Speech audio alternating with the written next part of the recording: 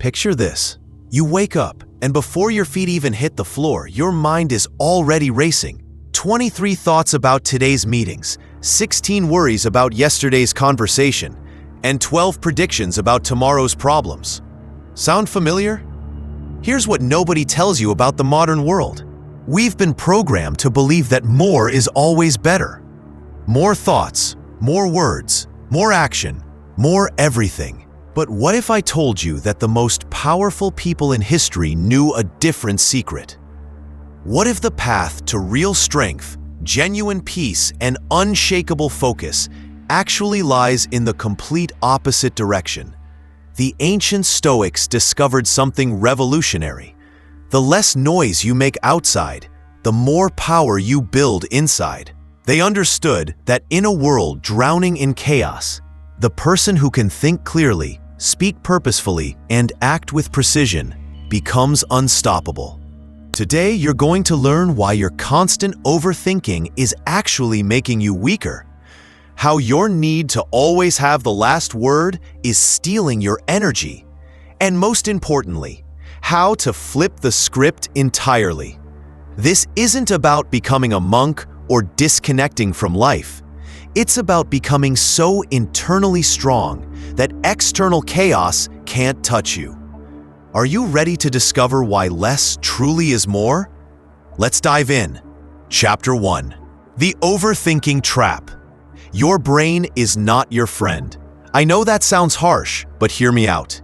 Your brain was designed to keep you alive in a world full of saber-toothed tigers and competing tribes. It wasn't designed to handle the information overload of modern life. Every day, you're processing 34 gigabytes of information. That's equivalent to watching 9 hours of high-definition video. Your poor brain is working overtime, analyzing, predicting, worrying, and planning. And what's the result? Mental exhaustion, decision fatigue, and that constant feeling of being behind. Here's what the Stoics knew that we've forgotten. Most of your thoughts aren't actually helpful. Marcus Aurelius, the most powerful man in the ancient world, wrote in his personal journal how much trouble he avoids who does not look to see what others say or do, but simply to what he does himself. Think about your last week. How many hours did you spend replaying conversations that already happened? How much energy did you waste imagining scenarios that will never occur? How many decisions did you delay because you were thinking instead of acting? The Stoics called this mental clutter, and they were ruthless about clearing it out. They understood that a cluttered mind can't make clear decisions, and unclear decisions lead to an unfocused life. But here's the beautiful part. You don't have to be a prisoner of your own thoughts. You can learn to observe them without being controlled by them. When that familiar spiral of worry starts, you can step back and ask, is this thought serving me, or am I serving it? Chapter 2. The Power of Strategic Silence. We live in a world where everyone has an opinion about everything, and they're all fighting to be heard. Social media has turned us into broadcasting stations, constantly transmitting our thoughts, feelings, and reactions to anyone who will listen. But here's what's fascinating. The people who talk the most often have the least to say, and the people who speak the least, they're usually the ones worth listening to. Epictetus, who went from slave to one of history's most respected philosophers, understood this perfectly. He said, "It's not what happens to you, but how you react to it that matters." Notice he didn't say how you respond with words. He said how you react internally. Every time you feel the urge to immediately respond to a criticism, jump into an argument, or defend yourself against someone's opinion, you're giving away your power. You're letting someone else's words control your emotional state. The Stoics practiced something called strategic silence. This wasn't about being antisocial or passive. It was about being selective. They understood that your words are like arrows. Once released, they can't be taken back. So they made sure every word counted. Think about the last time someone said something that triggered you. Maybe it was a sarcastic comment from a colleague, or a passive-aggressive text from a family member. Your immediate instinct was probably to fire back, to defend, to explain. But what if you had simply said nothing? Not because you're weak, but because you're strong enough to choose your battles. Not because you don't care, but because you care about your peace more than you care about being right. Chapter 3. The Focus Revolution. In our hyper-connected world, focus has become a superpower. While everyone else is scattered across a dozen apps, notifications, and distractions, the person who can concentrate deeply on one thing has an enormous advantage. The Stoics were focus masters. They didn't have smartphones, but they had something far more distracting: the chaos of running an empire, managing political intrigue, and dealing with life-or-death decisions daily. Yet somehow, Marcus Aurelius found time to write philosophical reflections that still guide people 2,000 years later. Seneca managed vast wealth while producing timeless wisdom about living well. How did they do it? They understood that focus isn't about time management. It's about energy management. They protected their mental energy like a precious resource, spending it only on what truly mattered. Here's a simple truth that will change your life. You can't focus on everything, so you must choose what deserves your attention. Every time you check your phone, every time you engage in pointless drama, every time you worry about things outside your control, you're making a choice about where to invest your mental energy. The Stoics had a simple test. They would ask themselves, will this matter in 10 years? If the answer was no, they would let it go.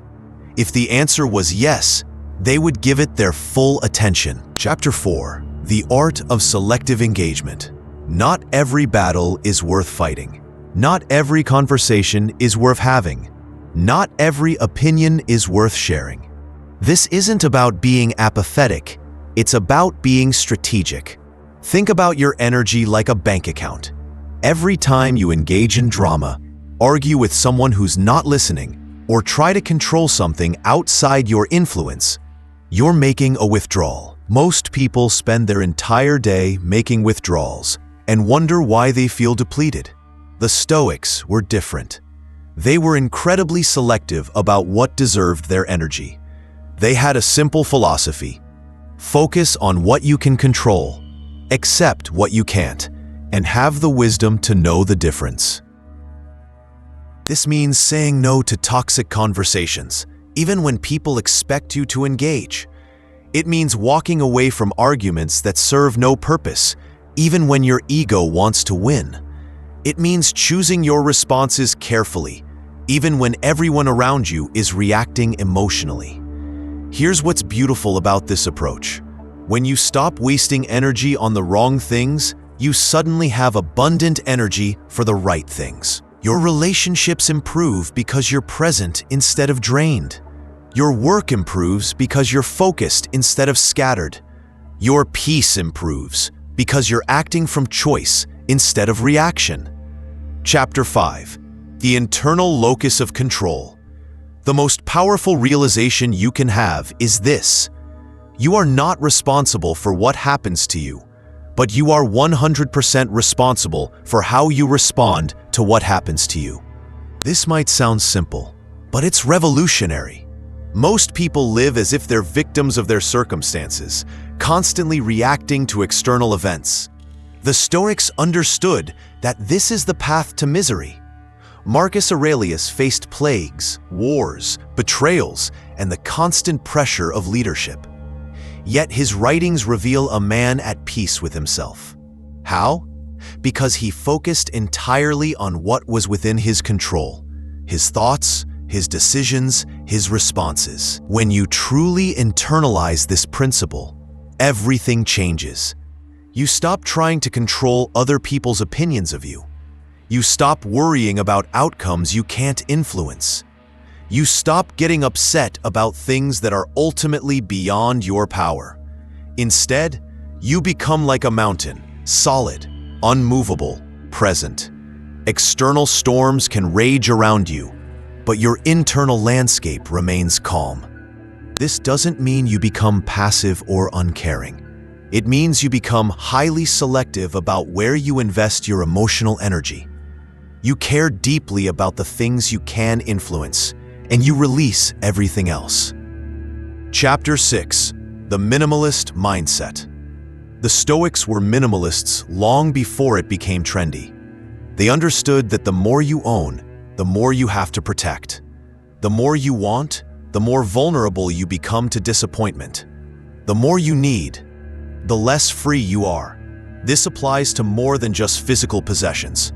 It applies to your need for approval, your attachment to outcomes, your desire to control everything around you. Seneca was one of the wealthiest men in Rome, yet he regularly practiced voluntary discomfort. He would sleep on the floor, eat simple food, and wear plain clothes. Why? To remind himself that he could be happy with less. This practice made him incredibly resilient. When political fortunes changed and he faced exile or death, he remained calm because he had already proven to himself that he didn't need external things to be at peace. You can apply this same principle to your mental and emotional life. Practice needing less validation, less control, less certainty. The less you need from the outside world, the more powerful you become on the inside. Chapter 7: The Discipline of Perception. The Stoics had a saying, "You have power over your mind, not outside events. Realize this, and you will find strength." This is the discipline of perception in action. Every situation you face is neutral until you assign meaning to it. The email that doesn't get returned, the meeting that doesn't go your way, the person who doesn't appreciate your efforts, these are just events. Your interpretation of these events is what creates your emotional experience. The untrained mind automatically interprets every setback as a catastrophe, every criticism as an attack, every delay as a disaster. The Stoic mind questions these automatic interpretations and chooses more empowering perspectives. This isn't about positive thinking or denial. It's about clear thinking. It's about seeing situations as they actually are, not as your fears or ego tell you they are. When you master this discipline, you become incredibly resilient. Setbacks become learning opportunities. Criticism becomes feedback. Delays become chances to practice patience. Chapter 8: The Practice of Presence. In our distracted world, being fully present is a radical act. Most people are physically in one place, while mentally somewhere else entirely. They're having dinner while thinking about work, talking to their kids while checking their phones, living in the future while missing the present. The Stoics understood that presence is power. When you're fully engaged with what's happening right now, you make better decisions, build stronger relationships, and experience more satisfaction.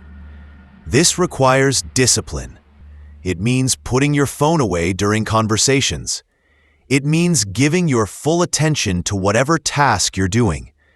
It means being where you are instead of wishing you were somewhere else. The beautiful paradox is that when you stop constantly seeking elsewhere, you discover that everything you need is already here. The peace you're chasing, the fulfillment you're seeking, the clarity you're longing for, it's all available in this moment. Conclusion: your silent revolution begins now. The ancient Stoics discovered something that our modern world has forgotten. True power comes not from adding more to your life, but from removing what doesn't serve you. Not from speaking louder, but from choosing your words carefully. Not from doing more, but from doing what matters. This isn't about becoming emotionless or disconnected. It's about becoming so internally strong that external chaos can't disturb your peace. It's about developing such clarity of purpose that distractions lose their power over you. The choice is yours. You can continue living in reactive mode, constantly responding to whatever demands your attention, always feeling behind and overwhelmed. Or you can join the silent revolution of those who think less, speak less, and focus more. Your transformation starts with a single decision: the decision to stop giving your power away to things outside your control. The decision to protect your mental energy like the precious resource it is. The decision to respond rather than react. The world doesn't need another person adding to the noise. It needs people who can cut through the noise with clarity, purpose, and wisdom. It needs modern Stoics who understand that less is more, that silence is strength, and that true power comes from within. Are you ready to begin your silent revolution? The choice, as always, is yours. If this message resonates with you, I challenge you to do one thing today. Choose silence over reaction in one situation where you would normally engage. Notice how it feels to hold your power instead of giving it away. Share your experience in the comments below. What did you learn about yourself when you chose not to react? Remember, every master was once a beginner. Every expert was once a student. Your journey to mastering your mind, your words, and your focus starts with a single step. Take that step today. Subscribe to continue this journey together. And don't forget to ring the notification bell so you don't miss the next lesson in your Stoic transformation. Your future self will thank you for the choice you make right now.